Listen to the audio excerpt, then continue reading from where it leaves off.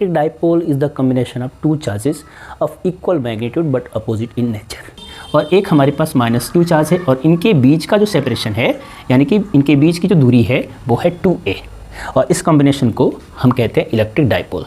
Electric dipole को यदि हम किसी इलेक्ट्रिक फील्ड में रखें, एक यहाँ इलेक्ट्रिक डाइपोल है जिसमें एक चार्ज है -q जबकि दूसरा चार्ज है +q। चूँकि इसे इलेक्ट्रिक फील्ड E में रखा गया, तो आपको पता है कि किसी भी चार्ज को इलेक्ट्रिक फील्ड में रखा जाए तो उस पर एक फोर्स वर्क करता है। यहाँ पे -q की वजह से जो फोर्स वर्क करेगा F = -QE फोर्स वर्क करेगा, जबकि इस पर फोर्स वर्क करेगा F = +QE।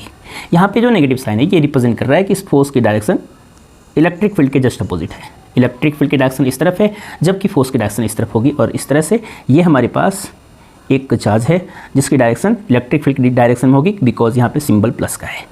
तो अब इस तरह से अगर हम किसी इलेक्ट्रिक डाइपोल को किसी एक्सटर्नल इलेक्ट्रिक फील्ड में रखते हैं तो वहाँ पे ये इलेक्ट्रिक डाइपोल के अंदर एक मोमेंट क्रिएट होता है, एक घूर्णन होता है, एक मोशन होता है, रोटेशनल मोशन होता है, जिसे हम कहते हैं इलेक्ट्रिक डाइपोल मोमेंट। इस इलेक्ट्रिक डाइपोल मोमेंट को हम लिख सकते हैं, इसे रिप्रेजेंट करते हैं P से, और P = हम लिख सकते हैं डिस्टेंस बिटवीन टू चार्जेस, यानी कि हमारे पास डिस्टेंस है 2a, चार्ज होगा 2a, and magnitude of charge यानी कि आवेश का परिणाम। तो इस तरह से हमारे पास इलेक्ट्रिक डाइपोल मोमेंट की वैल्यू होगी 2aq, जिसके ऐसा यूनिट आप लिख सकते हैं 2a के लिए मीटर आप लिख सकते हैं, और q यानी कि चार्ज, इसके लिए कूलम लिख सकते हैं, दैट्स वाई आप लिख सकते हैं कूलम × मीटर।